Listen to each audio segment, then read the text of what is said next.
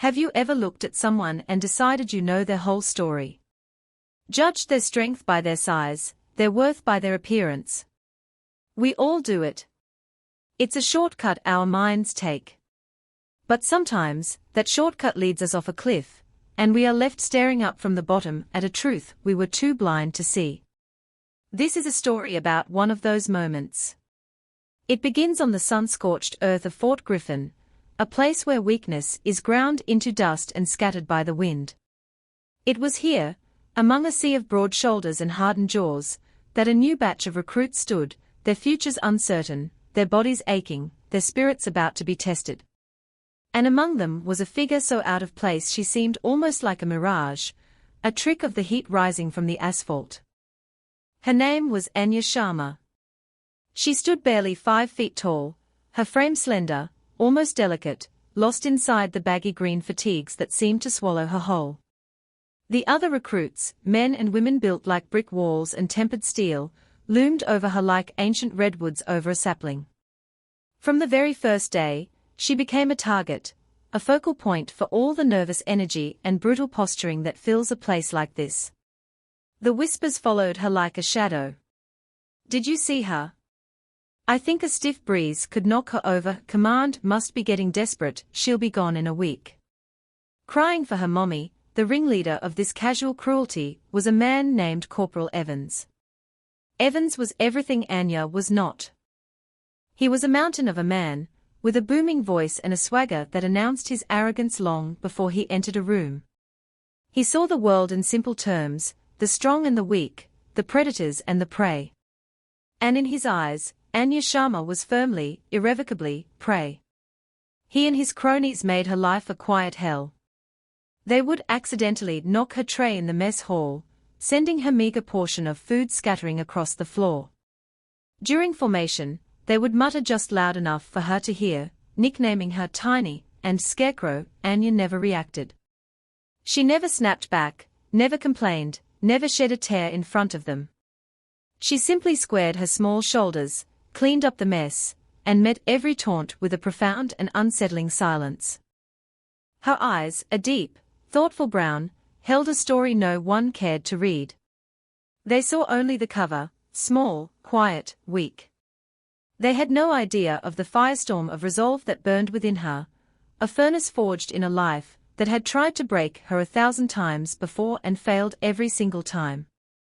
And so they mocked her, blissfully unaware that they were not standing before a sapling, but a deeply rooted, unshakable tree, one that had weathered storms they couldn't even imagine. They were about to learn, in the most spectacular way possible, that the deadliest force on any battlefield is the one you underestimate. Their education was about to begin. Watching over this crucible of raw human potential was Sergeant Major Thorne. He was a man carved from the very rock of Fort Griffin, his face a roadmap of past conflicts, his eyes a piercing grey that missed nothing. He had seen generations of soldiers pass through these gates, the loud ones, the quiet ones, the ones who boasted and the ones who endured. He had learned long ago that the loudest roar often comes from the emptiest chest. As he stood on the observation deck overlooking the training yard, a familiar sense of frustration gnawed at him. He saw the new recruits, saw their sweat and their strain, but he was looking for something more than physical exertion. He was looking for grit. True grit. The kind that doesn't advertise itself, the kind that digs in when every muscle screams to quit. He saw Corporal Evans leading a pack of recruits in push-ups, his voice a thunderous chant of self-praise. Thorne's lip curled in disdain. Evans was strong, no doubt. He could lift more, run faster, and shout louder than almost anyone else. But Thorne saw the brittleness beneath the brawn. Evans was a bully. His strength was a weapon used to diminish others, not to uplift his unit. It was a hollow strength, the kind that would crack under real pressure, the kind that would blame others when the mission failed. Thorne's gaze swept across the yard, past the straining bodies and grimacing faces, and it landed on Anya Sharma.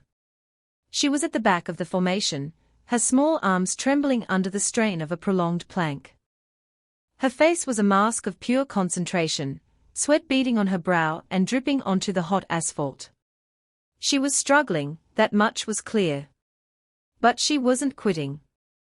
While others around her collapsed, groaning, she held on, her entire body shaking with the effort, her jaw set like granite. Thorne saw it then. A flicker. A tiny, almost imperceptible spark in the sea of performative toughness. It was the quiet, stubborn refusal to yield. He had seen that look before.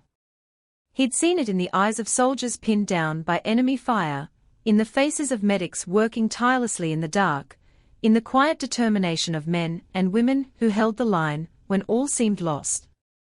It was the look of someone who wasn't trying to impress anyone, but was simply unwilling to be defeated, primarily by the voice of doubt in her own head. He made a mental note. Sharma.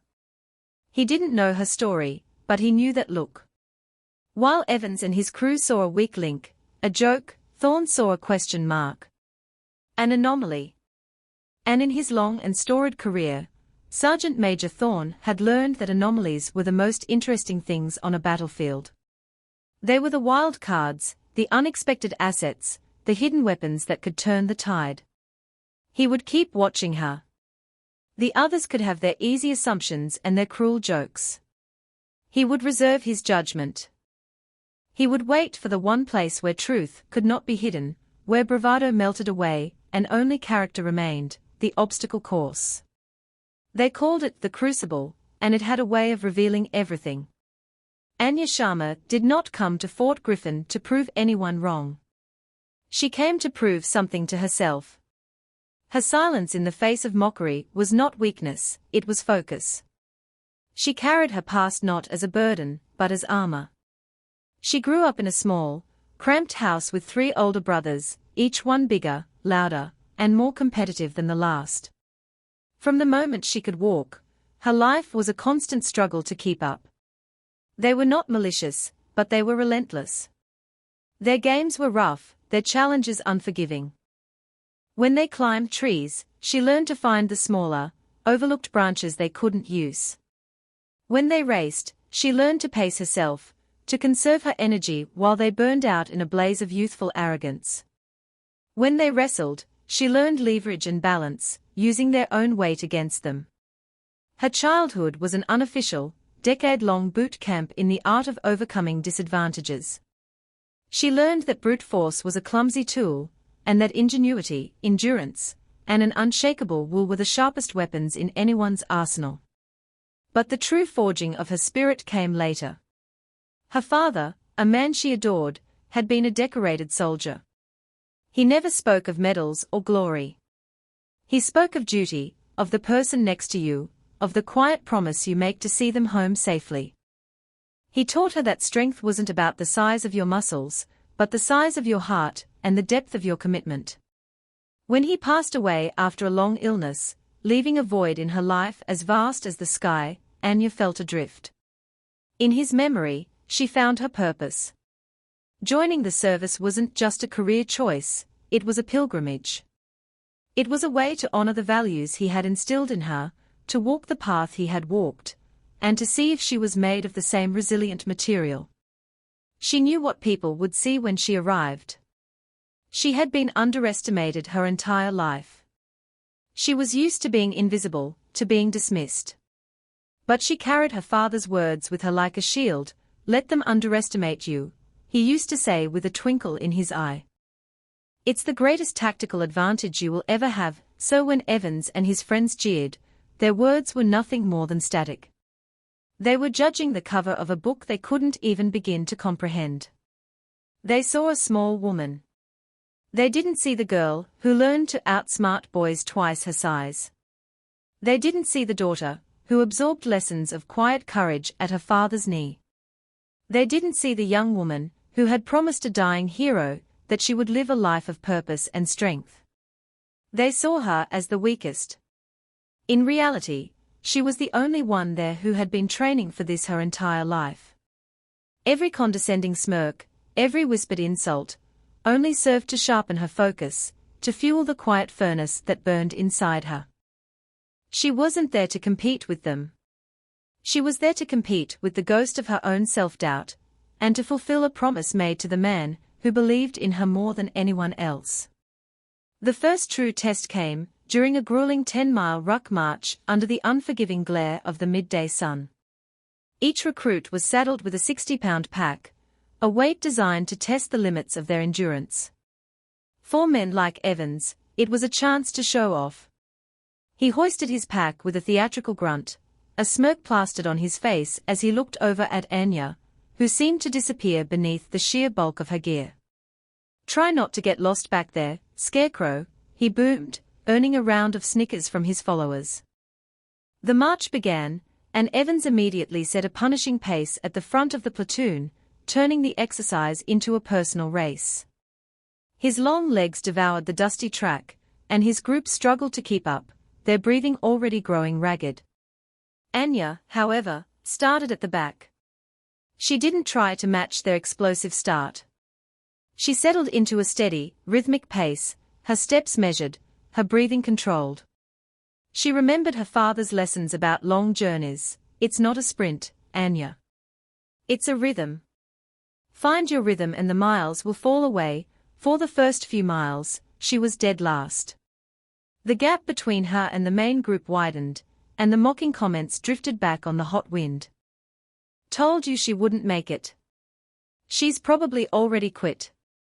Sergeant Thorne watched from a jeep parked on a ridge overlooking the route. He saw Evans, powerful but inefficient, his movements jerky with bravado. Then he focused his binoculars on the small, solitary figure far behind. He saw her form. It was perfect. Her back was straight, her arms swinging in perfect sync with her stride, her feet landing softly, conserving energy with every step.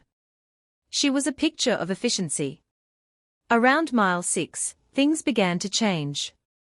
The brutal pace and the oppressive heat started to take their toll on Evans's group. Their bravado began to melt away, replaced by labored gasps and stumbling feet.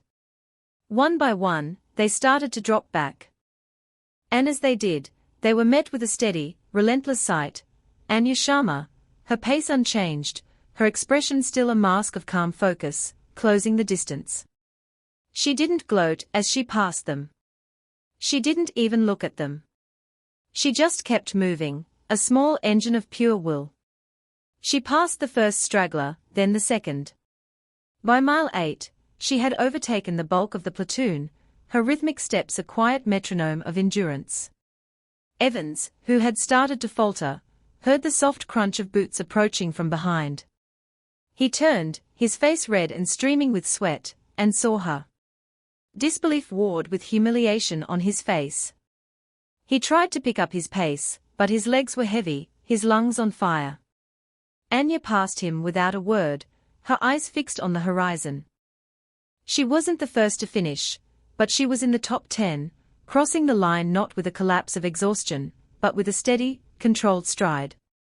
She unstrapped her pack, took a long drink from her canteen, and began her cool-down stretches, as if she had just gone for a light jog. Thorne watched it all unfold. He saw the shock on the other recruits' faces. He saw the fury and shame in Evans's eyes. And he saw Anya, calm and composed. The spark he had seen earlier was now a steady flame.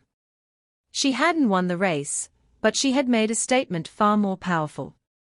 She had proven that a race isn't won at the starting line. It's won in the last mile, when your body is screaming and your mind is telling you to quit. It's won with grit. And Anya Sharma, he was beginning to realize, had grit to spare. The announcement came during morning formation, delivered with grim satisfaction by Sergeant Major Thorne. In 2 days, the entire platoon would face the crucible. A low murmur rippled through the ranks.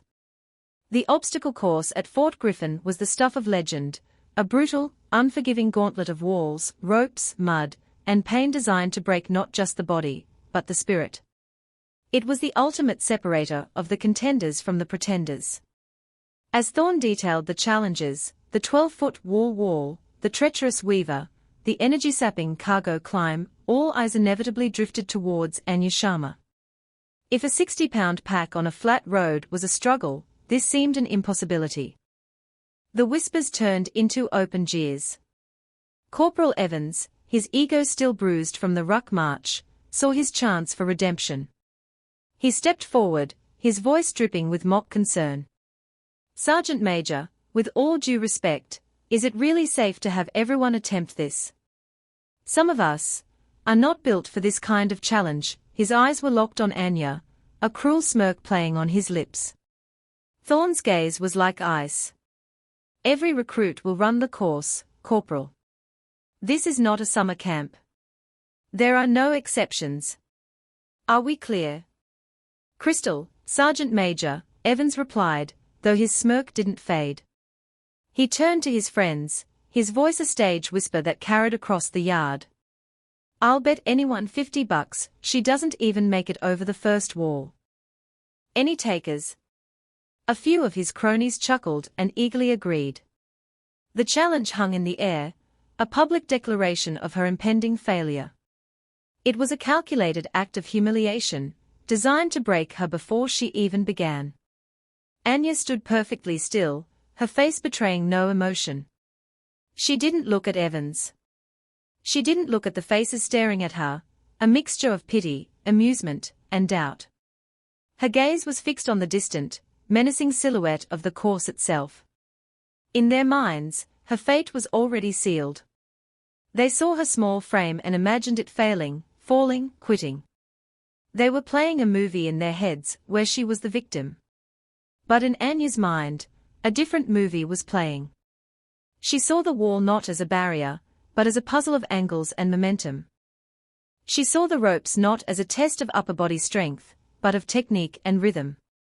She was breaking down the challenge into a series of problems, and for each problem, she was formulating a solution. She had spent a lifetime solving the problem of being small in a world built for the big. This was just one more equation. That evening, while the other recruits were boasting or nervously joking about the course, Anya was at the small base library. She wasn't reading fiction. She was studying kinesiology textbooks and old engineering manuals, looking at diagrams of leverage, pivot points, and load distribution. She was preparing. Thorne, taking a late-night walk, happened to pass the library and saw her through the window, hunched over a book, her face illuminated by the dim reading lamp. He stopped, hidden in the shadows, and watched for a long moment. He didn't see fear or anxiety. He saw a strategist. He saw a soldier preparing her mind for battle, not just her body. The bet was made. The stage was set. Everyone thought they knew how this story would end. But Sergeant Major Thorne was beginning to suspect they had all read the wrong script. The day of the crucible dawned, grey and oppressive. A nervous energy crackled over the training ground. The course loomed before them, a monstrous playground of wood, rope, and steel, still damp with morning dew. Recruits were called up in alphabetical order. Evans, C., was one of the first. He approached the starting line like a gladiator entering an arena, pounding his chest and roaring to the sky. The whistle shrieked, and he exploded into motion. His strategy was simple, brute force. He sprinted towards the 12-foot wall and powered his way up, his powerful legs and arms propelling him over with raw, unrefined strength. He blasted through the low crawl, churning up mud like a machine. He swung across the monkey bars with such aggressive force that the entire structure rattled. It was a display of raw, intimidating power. He finished the course with a final, desperate sprint, collapsing over the finish line, chest heaving, sweat pouring from him. His time was impressive, one of the fastest of the day so far. He staggered to his feet, a triumphant, exhausted grin on his face, and joined his friends who slapped him on the back. "See," he gasped, gesturing towards the course. "That's how it's done. Now, let's see the scarecrow try it." He found a spot with a perfect view of the wall and settled in, his expression a mixture of fatigue and gleeful anticipation. The wait for Anya's turn felt agonizingly long. One by one, recruits faced the course. Some succeeded, their faces etched with relief and pride. Many failed, succumbing to exhaustion, or the sheer difficulty of the obstacles, walking back to the starting line with their heads hung low. Each failure seemed to reinforce the certainty of Anya's own. Finally, the call came. "Sharma, A. You're up." A hush fell over the assembled platoon. Every eye was on the small figure walking to the starting line. She looked even smaller now, standing alone at the foot of the monstrous course. She pulled her hair back, tightened her boots, and took a few deep, centering breaths. She wasn't looking at the crowd. She wasn't looking at Evans. She was looking at the first obstacle, the wall, her eyes tracing a path that only she could see. Thorn stood on the observation tower, binoculars raised. He ignored the timer. He wasn't interested in her speed. He was interested in her method. Evans leaned forward, a smug grin spreading across his face. "Get ready for the show, boys," he muttered. "This is gonna be hilarious." The whistle blew, a sharp, piercing sound that cut through the silence. Anya didn't explode from the starting line like Evans had. She started with a controlled, deliberate run, her pace measured, her body relaxed. It looked slow, almost hesitant.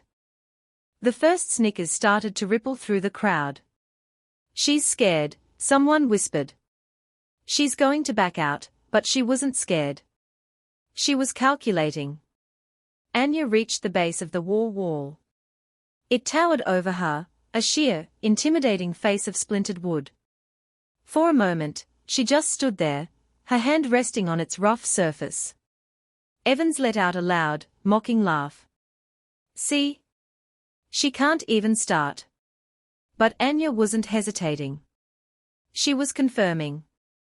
She was feeling the texture of the wood, checking the placement of the support beams she had noticed from a distance. Then she moved. Instead of running straight at it like everyone else, she took 3 quick, diagonal steps to the side, building momentum and changing her angle of approach. She launched herself not at the center, but at the side, near a vertical support post. Her first foot landed on a small knot in the wood, a tiny imperfection that everyone else had ignored. Her hand shot out and grabbed the edge of the post, using it as a pivot point. In a single, fluid motion, she swung her body upward, her other foot finding a hold on the upper ledge. She was over. It wasn't an act of power, it was an act of physics. It was graceful, efficient, and breathtakingly fast. A stunned silence fell over the recruits. Evans's laugh died in his throat. His jaw hung slightly open. On the observation tower, Thorn lowered his binoculars slightly, a ghost of a smile touching his lips. He had used brute force. She had used her brain. Anya dropped lightly to the ground on the other side and immediately moved to the next obstacle, a series of low hurdles. While others had bounded over them, wasting energy with high jumps, she flowed over them, her body staying low to the ground, almost like a parkour athlete. She was a study in conservation of energy. Next came the rope swing over a wide, muddy pit.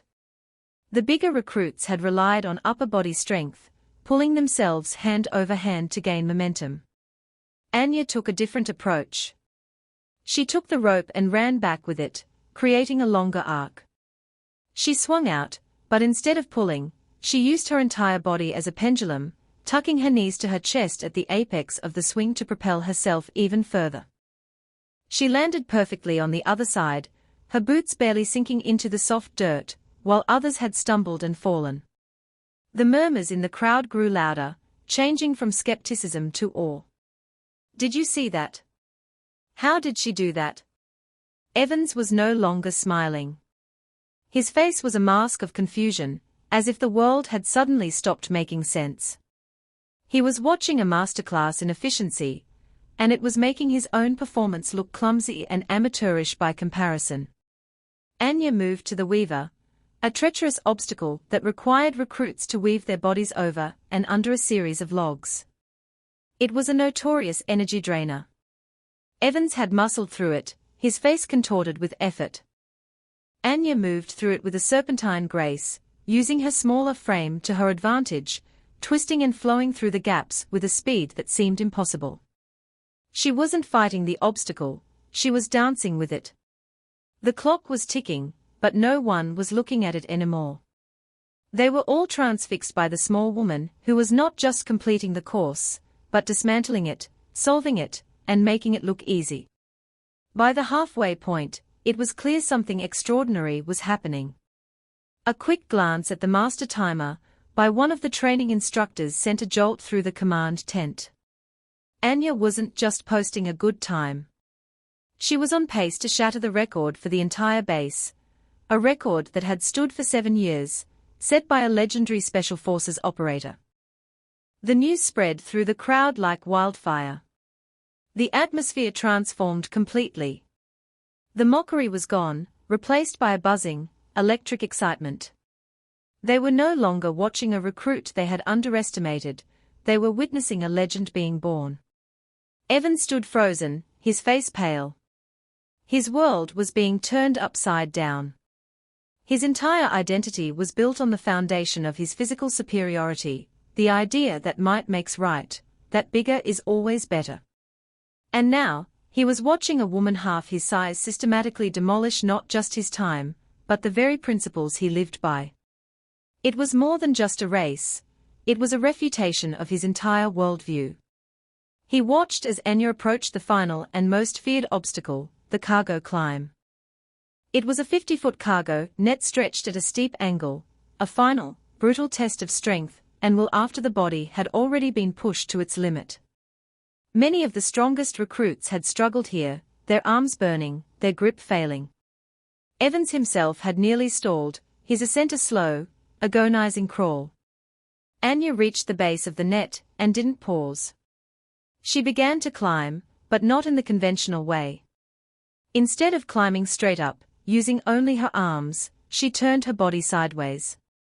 She placed her feet into the squares of the net and used her legs, the strongest muscles in the body, to drive herself upward, her hands serving more as guides than as the primary source of power. It was a technique of staggering simplicity and genius. She moved up the net with a steady, relentless rhythm, like a spider ascending its web.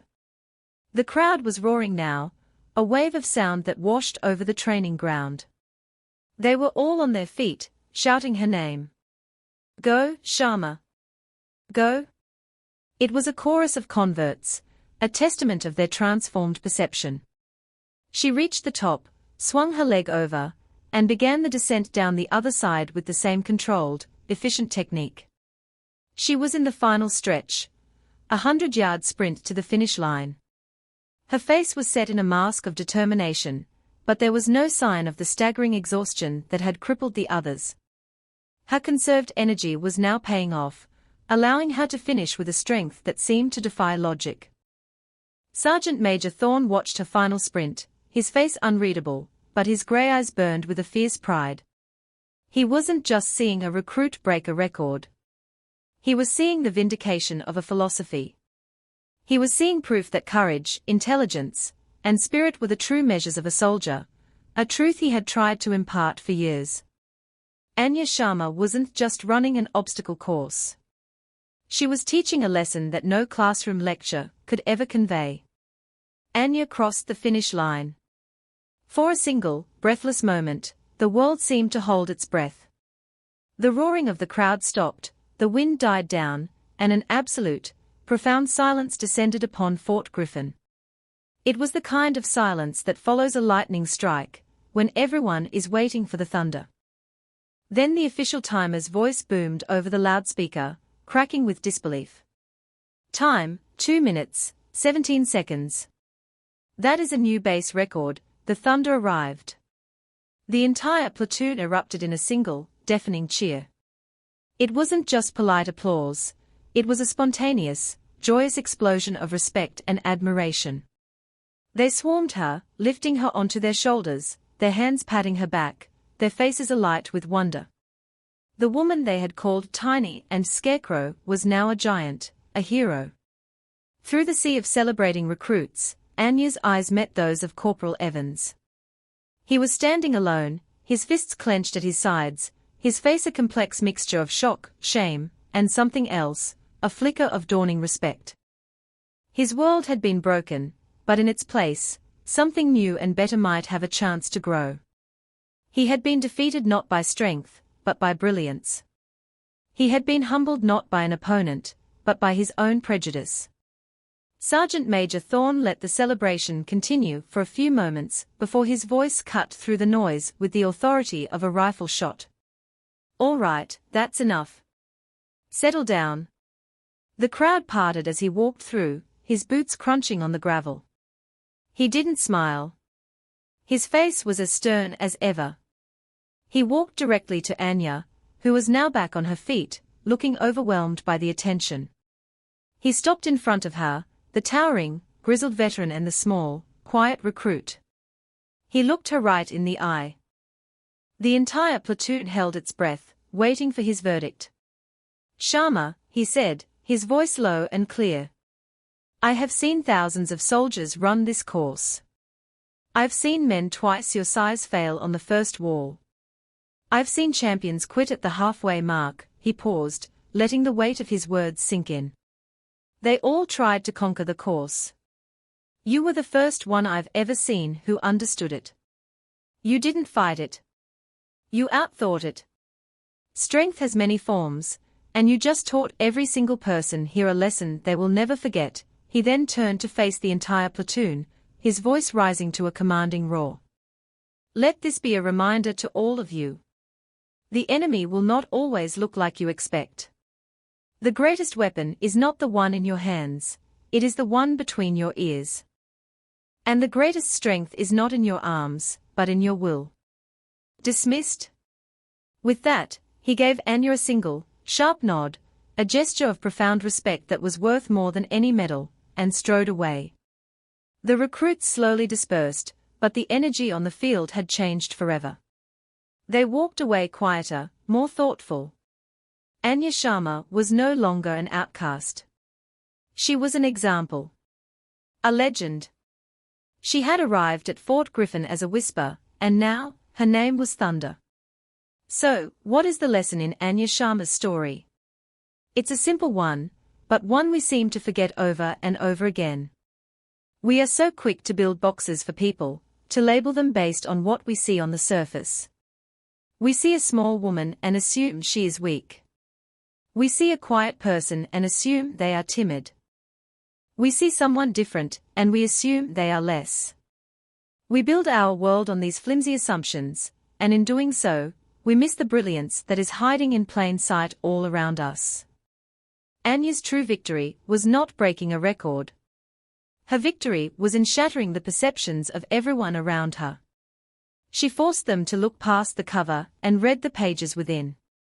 She reminded them that resilience is not measured in inches or pounds, but in the quiet, stubborn refusal to quit. She proved that ingenuity is a greater force than brute strength, and that the heart is the strongest muscle of all.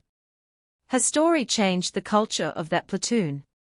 The casual cruelty faded, replaced by a newfound respect for differences. The recruits started looking for the hidden strengths in each other, not the obvious weaknesses. They learned to value the strategist as much as the warrior, the quiet thinker as much as the loud leader. Anya Sharma taught them how to be a true unit, a team where every member's unique talents were recognized and celebrated. Think about the people in your own life. The quiet co-worker in the corner office. The janitor you pass in the hallway every day. The unassuming person you see on your daily commute. Do you know their story? Have you ever considered the hidden strengths they possess, the silent battles they have won? The world is full of Anya Sharmas, hidden gems waiting for a chance to shine, their incredible potential masked by our hurried judgments. Her story is a challenge to all of us, to see with better eyes, to listen with a more open heart, and to never, ever, underestimate the quiet ones. They might just be the ones who change the world. Share this story with someone who needs to be reminded that the greatest power often comes in the most unexpected packages. Comment below with a time you witnessed someone shatter expectations. And let's all make a promise to look for the strength that doesn't boast, for the courage that doesn't roar, and for the hero that lives inside the person we are most likely to overlook.